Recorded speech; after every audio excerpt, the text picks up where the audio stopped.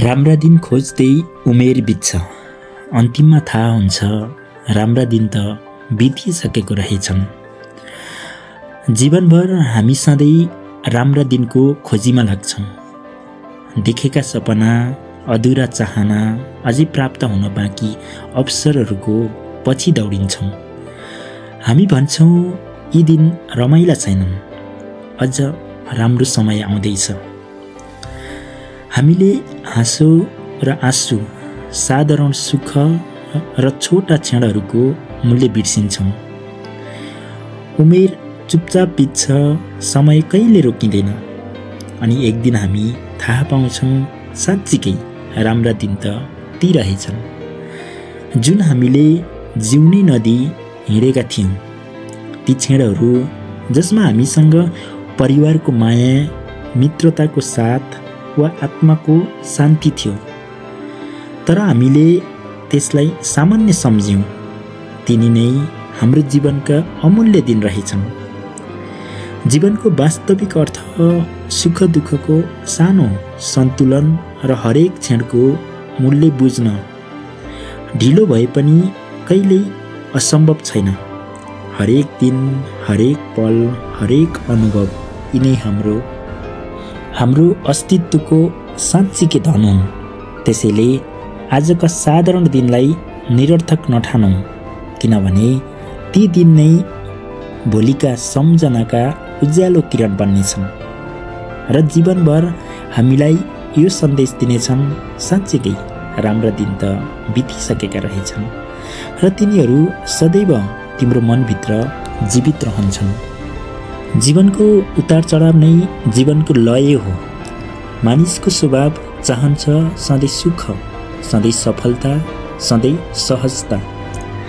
तर जीवनको सङ्गीत कहिले एउटै स्वरमा बज्दैन।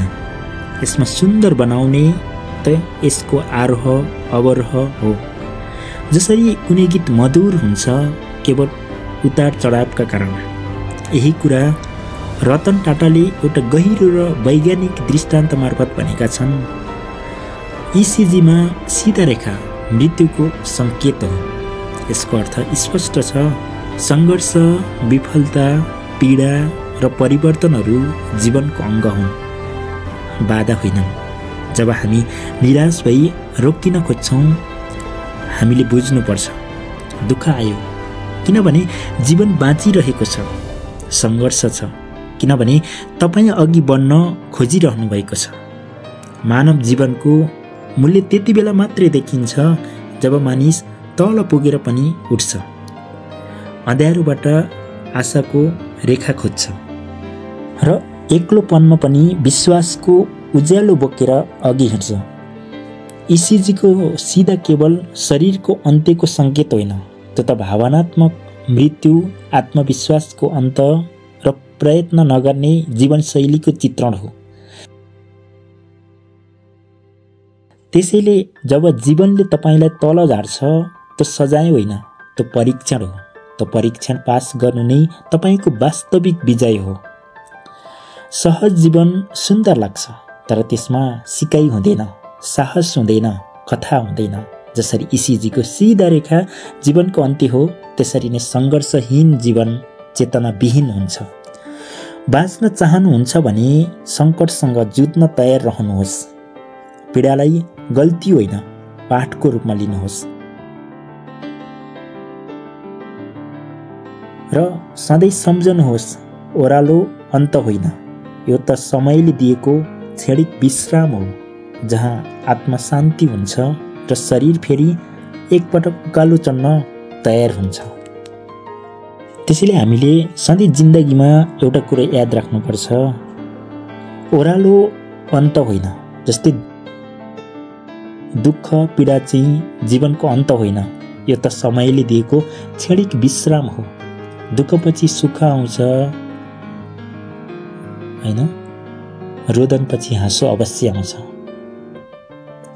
त्यही भएर जिन्दगीमा हामीले जस्तो सुकै अवस्थामा पनि हरेस खानु हुँदैन। हामीले हिम्मत र साहस जुटाउनुपर्छ। जब हाम्रो हिम्मत र साहस हुन्छ, त्यसपछि हामीले हरेक समस्याहरूसँग जित्न सक्छौँ, हरेक समस्या हामीले सामना गर्न सक्छौँ। त्यसैले हामीले सधैँ याद गर्नुपर्छ, ढोकाको चुकुल एकपट्टि मात्र हुँदैन, दुवैपट्टि हुन्छ। त्यसैले एकपट्टि समस्याले तपाईँलाई घेरिरहेको छ भने कतै न कतै त्यसको समाधान पनि लुकेर बसिरहेको हुन्छ भन्ने कुरा हामीले सधैँ याद गर्नुपर्ने हुन्छ। इमानदारी एकदमै महँगो उपहार हो, त्यसलाई स्वस्थ मानिसहरूसँग अपेक्षा नगर्नुहोस्।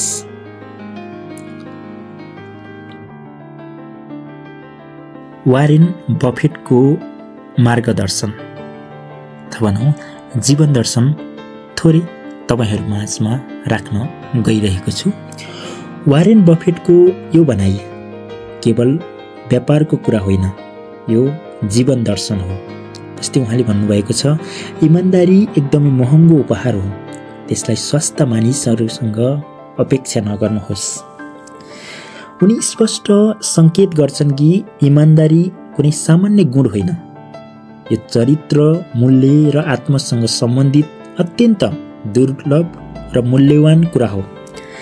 त्यही भएर सबैसँग त्यस्तो सत्यता, निष्ठा र विश्वासको अपेक्षा गर्नु स्वयं मूर्खता हो।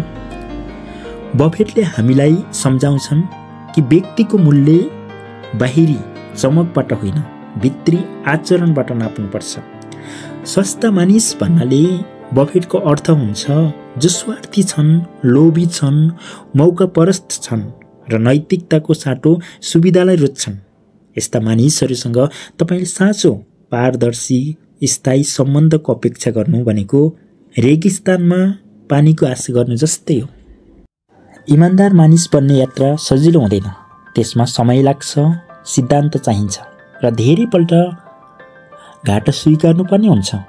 तर अन्ततः यही गुणले दीर्घकालीन भरोसा, सम्मान र सफलता दिन्छ। किन यो भनाइ महत्त्वपूर्ण छ? किनभने आजको दुनियाँमा बाहिरी सफलताको हल्ला धेरै छ, तर भित्रको सत्यता कम छ। मानिसहरूले तुरुन्त विश्वास गर्छन्, गहिरो बुझाइ बिना सम्बन्ध बनाउँछन् अनि धोका पाउँछन्। बफेटले चेतावनी दिन्छन्, विश्वास गर तर परख गरेर। साँचो सम्बन्ध बनाउने हो भने पहिला बुझ, परीक्षण गर अनि मात्रै हृदय खोल। इमानदारी सस्तो डिल होइन, यो त सांस्कृतिक, नैतिक र आत्मिक सम्पत्ति हो। त्यसैले जीवनमा तपाईँको समय, माया र विश्वास स्वस्थ मानिसलाई नदिनुहोस्, जसले तपाईँलाई स्वार्थका लागि प्रयोग गर्छन्। सधैँ जस्तो बिजोड शैलीमा याद गराउँछन्, साँचो मूल्यवान कुरा सस्तो ठाउँमा पाइँदैन। सपना पूरा गर्नका लागि सङ्घर्ष र बलिदान आवश्यक छ। सपना केवल सपना होइन, त्यो त हाम्रो आत्माको आगो हो। तर आगोमा हिँड्न सजिलो हुँदैन, बाटो काँडाले भरिएको हुन्छ, अँध्यारो रातले घेरिएको हुन्छ। कहिलेकाहीँ असफलताको आँधीले झन् चिसो हावा जस्तै हिर्काउँछ। तर जो हिँड्न डराउँदैन, जो आफ्नो आराम, समय, कहिलेकाहीँ प्रिय वस्तु त्याग्न तयार हुन्छ, उनीहरू मात्र अन्ततः आफ्नो सपना समात्छन्। सङ्घर्षले शरीरलाई थकाउन सक्ला, तर आत्मालाई बलियो बनाउँछ। बलिदानले हामीलाई कमजोर बनाउँदैन, बरु नयाँ उचाइमा पुर्याउँछ। सपना जित्नका लागि यही साहस र समर्पण अनिवार्य छ। आजका लागि जीवन उपयोगी भिडियो यति नै। कस्तो लाग्छ कमेन्ट बक्समा कमेन्ट गर्न नभुल्नुहोला। आगामी दिनमा यस्तै भिडियोहरू हेर्न चाहनुहुन्छ अथवा तपाईँ कस्तो भिडियो हेर्न चाहनुहुन्छ त्यसबारेमा हामीलाई जानकारी गराउन नभुल्नुहोला। नयाँ भिडियोहरू हेर्नका लागि च्यानल सब्स्क्राइब गर्नुहोला।